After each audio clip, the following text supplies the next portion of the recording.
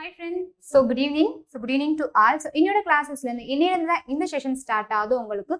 வீடியோவா அப்லோடட் ஆகும். சைக்காலஜி உளவியல் கிளாஸஸ் தான் பார்க்க போறோம். நிறைய பேர் சைக்காலஜி எடுங்க, சயின்ஸ் போடுங்க, சோஷியல் மேத்ஸ் எல்லா கிளாஸஸுமே கேட்டீங்க. ஃபர்ஸ்ட் ஸ்டெப்பா நம்ம இன்னைக்கு இந்த கிளாஸை ஸ்டார்ட் பண்ணிக்கும். இன்னிலிருந்து டெய்லியும் அதாவது மண்டேலேருந்து சாட்டர்டே வரைக்கும் உங்களுக்கு 7 மணிக்கு கரெக்டா நம்மளுடைய கிளாஸஸ் அப்லோடட் வீடியோவா வரும். கண்டிப்பா பாருங்க, ரொம்பவே யூஸ்ஃபுல்லா இருக்கும். நிறைய இம்பார்ட்டன்ட் நோட்ஸ் அண்ட் டீடைல்ஸ், முக்கியமான கொஸ்டின்ஸ் எல்லாமே நம்ம டிஸ்கஸ் பண்ணலாம். உங்களுக்கு தெரிஞ்சது, உங்களுக்கு எது கத்துக்கணும்னு ஆசை இருக்கோ எல்லாமே நீங்க லைவா நீங்க சேட் பண்ணலாம். கமெண்ட் பாக்ஸ்ல மென்ஷன் பண்ணலாம்.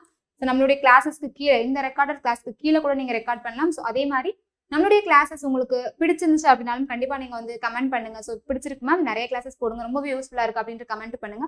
ஃபர்ஸ்ட் ஸ்டெப்பா நம்ம சைக்காலஜி கிளாஸஸ் பார்க்க வரும். நெக்ஸ்ட் நம்ம சயின்ஸ், சோஷியல், மேத்ஸ், தமிழ் கேட்குறீங்க, இங்கிலீஷ் கேட்குறீங்க, எல்லா கிளாஸஸுமே உங்களுக்கு போடலாம். ஓகேவா? இன்னைக்கு சைக்காலஜி நம்ம என்ன பார்க்க போறோம் அப்படின்னா, ஜீன் பியாஜே அவர்களுடைய இந்த அறிவு வளர்ச்சியில உள்ள கோட்பாடுகள் பத்தி பார்க்க போறோம். சைக்காலஜி அப்படின்னா நமக்கு தெரியும், உளவியல், எதுல இருந்து வந்திருக்கு அப்படின்றது நமக்கு தெரியும் நல்லாவே. கிரேக்க சொல்ல இருந்து வந்திருக்கு சைக்காலஜி அப்படின்றது. கரெக்டா? சைக்காலஜி அப்படின்றது என்னது? கிரேக்க வேர்ட்ல இருந்து இது டெரிவ் ஆகி வந்திருக்கு. அதாவது இதுலயே இரண்டா பிரிக்கலாம். ஃபர்ஸ்ட் இது சைக் அப்படின்னா எதை குறிக்கும்? உயிர், இதை குறிக்கும். சைக் அப்படின்னா உயிரை குறிக்கும். அதே மாதிரி லோக்கஸ், சைக்காலஜில இது ரெண்டா பிரிக்காங்க. இது லோக்கஸ் அப்படின்னா அறிவியல் சார்ந்தது அப்படின்ற மாதிரி கொடுத்திருக்காங்க. அறிவியல் பிளஸ் உயிர், இவை இரண்டையுமே குறிக்கும் அப்படின்ற மாதிரி சொல்லியிருக்காங்க. இதுல ஜீன் பியாஜே அவர்களினுடைய கோட்பாடு பார்த்தோம்னா நிறைய கோட்பாடு, அவருடைய கோட்பாடு இருக்கும். சமூக வளர்ச்சி கோட்பாடாக இருக்கட்டும், அறிவு வளர்ச்சியாக இருக்கட்டும், நிறைய கோட்பாடுகள் அவர் செஞ்சிருப்பாரு. இன்னைக்கு அவருடைய அறிவு வளர்ச்சி கோட்பாடு நம்ம பார்க்க போறோம். இனி வர கிளாஸஸ்ல கண்டினியூவா அவருடைய எல்லா கோட்பாடுகளும், இன்னும் நிறைய ஆர்டிஸ்ட் பண்ணிருக்க கோட்பாடுகள் எல்லாமே நம்ம பார்க்கலாம். ஓகேவா? இந்த ஜீன் பியாஜேயினுடைய அறிவு வளர்ச்சி கோட்பாடை இன்னைக்கு பார்க்கலாம். இதுல மொத்தமாக 4 நிலைகள் இருக்கு. இவருடைய இந்த அறிவு வளர்ச்சி கோட்பாடுகள் மொத்தம் எத்தனை நிலை இருக்கு? 4 நிலைகள் இருக்கு. அது மட்டும் இல்லாமல் இந்த கோட்பாடுகள் குழந்தை கிட்ட போய் கேள்வி கேட்டு அவங்க கிட்ட இருந்து பதில் அகைன் இவர் அதுல இருந்து ஒரு கேள்வி எழுப்பி, வினா எதிர்விடை, விடை எதிர்வினா, இந்த மாதிரி எல்லாம் விஷயம் இருக்கும் இல்லையா?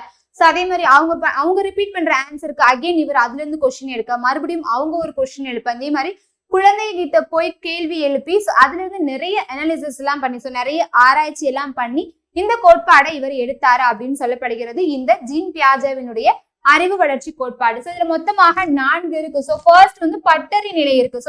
பட்டறி நிலை அப்படின்னா 0ல இருந்து 5 வயது வரைக்கும் உள்ள குழந்தைகள். இது ஏஜ். ஓகேவா? இது ஏஜ் 0ல இருந்து 5 வயது வரைக்கும். இந்த ஏஜ் அவங்களுடைய ஒழுக்கம் பற்றி, அவங்க பிறந்ததுல இருந்து வளர்றாங்க, எந்தெந்த ஸ்டேஜ்ல எப்படி எப்படி அவங்களுடைய ஹார்மோனிக்கல் சேஞ்சஸ் ஆகுதோ அதை பற்றி இந்த இதுல கொடுத்துருப்பாரு. அபவுட் அவங்களுடைய ஒழுக்கம். 0 to 5. ஃபுல் அண்ட் ஃபுல் அவங்களுடைய ஒழுக்கத்தை பத்தி அந்த ஏஜஸ்ல வரும். சின்ன குழந்தையில இருந்து அவங்களுடைய நடவடிக்கை, ஒழுக்கம் அப்படின்னா நடத்தை அப்படின்றது மட்டும் வராது. அவங்களுடைய ஹேபிட்ஸாக இருக்கலாம், பழக்க வழக்கங்கள் சொல்றேன், இந்த மாதிரி நிறைய விஷயங்கள் இருக்கலாம். அதுதான் இந்த 0 to 5 வயதுல குறிக்கும். நெக்ஸ்ட் அவருடைய ஆதிக்க நிலை கொடுத்திருக்காங்க. ஆதிக்க நிலை அப்படின்னா என்ன அப்படின்னா 5ல இருந்து 8, இந்த வயதிற்கு உட்பட்டதாக இருக்கும். ஃபார் எக்ஸாம்பிள், ஸ்கூல் போவாங்க குழந்தைங்க, அப்பதான் ஸ்கூல் போவாங்க, படிப்பாங்க. டீச்சர்ஸாக இருக்கட்டும், சக மாணவர்களாக இருக்கட்டும், அதே மாதிரி வீட்டுல பேரண்ட்ஸாக இருக்கட்டும், குடும்பத்துல உள்ள மெம்பர்ஸாக இருக்கட்டும், யாரா இருந்தாலும் அவங்க வயதுக்கு மூத்தவங்க. கரெக்டா?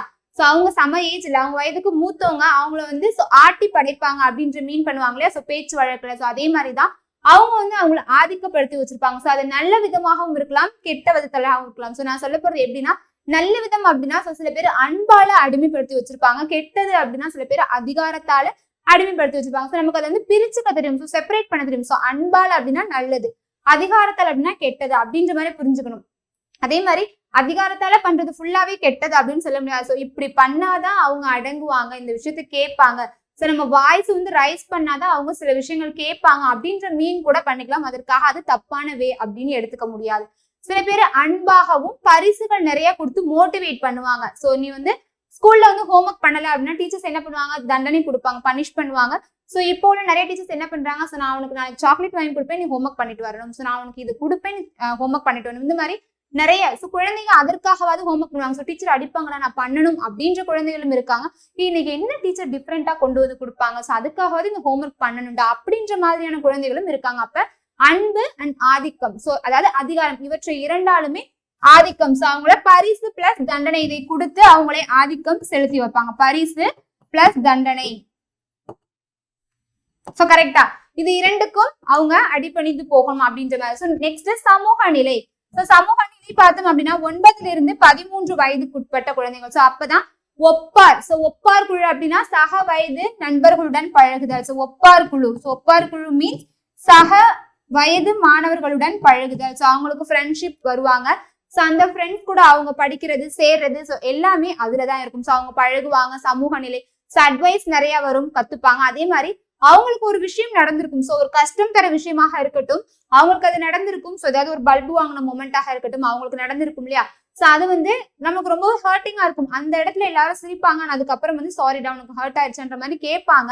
சோ அந்த இடத்துல நமக்கு ஹர்ட்டிங்கா இருக்கும் இல்லையா? சோ அந்த ஹர்ட்டிங் இன்னொருத்தவங்களுக்கு நடக்க கூடாது. சோ எனக்கு இது நடந்துச்சு, எனக்கு தான் தெரியுது எவ்வளவு கஷ்டம். சோ அதை எப்படி நான் இன்னொருத்தவங்களுக்கு நடக்க விடுவேன்? சோ நடந்துருச்சு, எனக்கு தெரியாம அது நடந்துருச்சு அப்படின்னா அதை என்னால தடுக்க முடியாது. அவங்களுக்கு நடக்க இருக்கிறது என்னால தடுக்க முடியாது. சோ இப்ப இந்த டைமிங்ல நடக்க இருக்குன்னா கண்டிப்பா நடக்கும். சோ ஆனா அதை என்னால தடுக்க முடியாது. ஆனா அதை நான் தடுக்கலனாலும் அவங்களை இன்னும் நான் ஹர்ட் பண்ண மாட்டேன். சோ அது எனக்கு தெரியும். ஏன்னா அதே ஒரு விஷயத்துக்காக வேறு மாதிரியான முறையில நான் ஹர்ட் ஆயிருக்கேன், அதனால நான் அதை பண்ண மாட்டேன் அப்படின்ற முறை இருக்கும். சோ தனக்கு நடந்த கஷ்டம் இன்னொருத்தவங்களுக்கு வரக்கூடாது.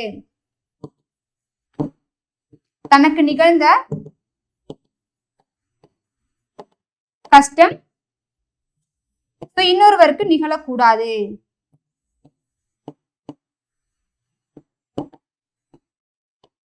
இந்த மாதிரி வேலை இது இருக்கும். ஓகேவா? லாஸ்ட் என்னது? சோ தனித்தியங்கும் நிலை. சோ தனித்தியங்கும் நிலை அப்படின்னு சொல்ல போனோம்னா 13 இருந்து 18. சோ யங்ஸ்டர், வாலிப பருவம், குமர பருவம்ன்ற ஸ்டேஜ்க்கு வந்துரும் நம்ம. சோ அப்ப வீட்லயுமே யார் சொல்ற பேச்சு நம்ம கேட்க மாட்டோம். சொசைட்டிலயுமே சரி, நம்மளுடைய அட்மாஸ்பியர் சுத்தி இருக்கிறவங்கள்ட்ட சரி, யார்ட்டையுமே நெய்பர்ஸா இருக்கட்டும், யாரா இருக்கட்டும், ரிலேட்டிவ், சோ பேரண்ட்ஸையும் நம்ம கேட்க மாட்டோம். சோ அப்ப எப்படி நம்ம ஃப்ரெண்ட்ஸ் கூட நம்ம பேசிப்போம். ஆனா அவன் சொல்றது 1-2 தான் கேட்போம். சோ நிறைய இது கேட்க மாட்டோம். அதுவும் மெயினா ஃப்ரெண்டு எதெல்லாம் நல்லதுன்னு சொல்றானோ அதெல்லாம் கண்டிப்பா நம்ம எடுத்துக்கவே மாட்டோம். அவன் இதெல்லாம் பண்ணுடா, இது உனக்கு நல்லதுன்னு சொல்றானா அதை பண்ணவே மாட்டோம். இதை பண்ணாதடா, வேணாண்டா, உன்னோட லைஃபை ஸ்பாயில் பண்ணிரும், உன்னோட கோலை இது தடுக்கும் அப்படின்லாம் சொல்றானா நான் பண்ணுவேன்டா, நீ எல்லாம் எனக்கு அட்வைஸ் பண்றீல, அப்ப நான் கண்டிப்பா இதை பண்ணுவேன் அப்படின்ற மாதிரி திமிருக்கு பண்ணுவாங்க. சோ அப்ப யார் சொல்ற பேச்சுமே கேட்க மாட்டாங்க. ஆனா அவனுக்கு ஒண்ணு கரெக்டா பட்டுருச்சு அப்படின்னா சோ யார் எதிர்த்து நின்னாலுமே நீ சொல்றது கரெக்ட் தான்டா, ஆனா உன் பின்னாடி எங்களால நிக்க முடியாது. ஏன் அப்படின்னா மெஜாரிட்டி அவங்க சைடு இருக்காங்க, உன் சைடு யாருமே இல்லடா. நாங்க உன்னோட சைடு வந்தாலுமே மெஜாரிட்டி இருக்கிறவங்க தான் ஜெயிப்பாங்க, நீ எப்படி ஜெயிப்ப? சோ உன் கூட நாங்க தெரிஞ்சே தோக்க விரும்பல அப்படின்னு நிறைய பேர் சொல்லுவாங்க இல்லையா? அப்ப என்ன பண்ணுவான்? சோ யாருமே எனக்கு பின்னாடி நிக்க தேவையே இல்லை. சோ என்னோட கருத்து, என்னோட அந்த ஒப்பீனியன்ல நான் ஸ்ட்ராங்கா இருக்கேனா, கரெக்ட் தான், ஆனாலும் நான் தனியா நிக்கிறேன், நான் பரவாயில்ல, என்னோட ஸ்ட்ராங்கான கருத்துல நான் நிக்கிறேன் போதும், அது எனக்கு பெருமை தான். சோ நான் இன்னொருத்தவங்க கூடயே மெஜாரிட்டியை ஃபாலோ பண்ணும். சோ என்னுடைய ஓன் வேவை நான் கிரியேட் பண்ண போறேன் அப்படின்ற மாதிரி அவன் மீன் பண்ணுவான். சோ அப்ப தனித்தீங்கும் நிலை அப்படின்னா யாருதான் என்ன சொன்னாலும் அவனுடைய கருத்து இருந்த அந்த கருத்து சரியான கருத்து தான் அனைவருக்குமே தெரியும். ஆனாலும் யாருமே அவனுக்கு துணையாக நிக்க மாட்டாங்க. சோ அப்ப அவன் மேக் பண்றதுதான் டெசிஷன். சோ நான் ஏன் மெஜாரிட்டியை ஃபாலோ பண்ணணும்? சோ நான் மெஜாரிட்டி ஃபாலோ பண்ண மாட்டேன். சோ என்னுடைய ஓன் வேவை நான் கிரியேட் பண்ண போறேன். சோ என்னுடைய பாதையை நான் தேர்ந்தெடுக்கிறேன். சோ நானே உருவாக்கிக்கிறேன். நான் ஏன் அடுத்தவங்களை பின்தொடரணும் அப்படின்ற மாதிரி அவனுடைய ஓன் வேவை அவன் ஃபாலோ பண்ணுவான். சோ கிரியேட் பண்ணுவான். சோ அவன் ஓன் வே கிரியேட் பண்ணுவான். சோ அவனுக்கான பாதையை அவன் தேர்ந்தெடுத்து போவான். கிளியரா? சோ இன்னையோட கிளாஸஸ் உங்களுக்கு யூஸ்ஃபுல்லா இருந்திருக்கும். சோ நெக்ஸ்ட் நம்மளுடைய கிளாஸஸ் டுமாரோ கிளாஸஸ்ல மீட் பண்ணலாம். So bye friends.